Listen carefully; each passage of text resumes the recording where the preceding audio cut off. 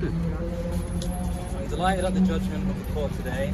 It was a judgment that will protect vulnerable people. I wish it had been made for me before I embarked on the devastating experiment of puberty blockers. My life would be very different today. This time last year, I joined this case with no hesitation, knowing what I knew about what had and has been going on with gender identity killings. My hope was that outside of the noise of the culture wars, the court would shine a light on this harmful experiment on vulnerable children and young people. These drugs seriously harm me in more ways than one, and they have harmed many more, particularly young girls and women. This judgment is not political, it's about the protection of vulnerable children. Please read it carefully.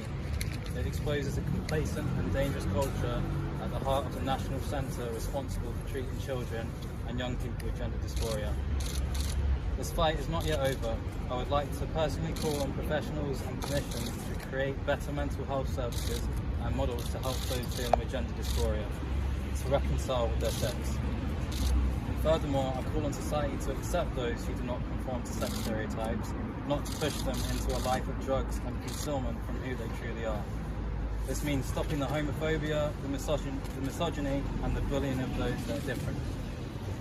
Today I'm delighted to see that common sense has prevailed and to see a reinstatement of safeguarding for children. I want to thank every single person who donated to make this happen. Your generosity and has helped protect vulnerable children and young people.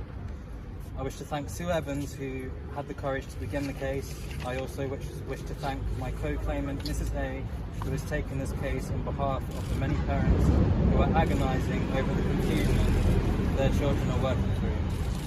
Finally, I wish to thank the judges, my legal team, my partner, and all of those before me who have also worked to bring this issue to light. Thank you.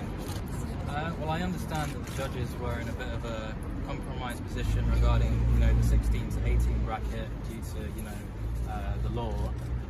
But no, I think ultimately the outcome couldn't have been better regarding the situation, and they realised the nature of the treatment, and they still recommend court intervention. So yeah, I'm going to be happier.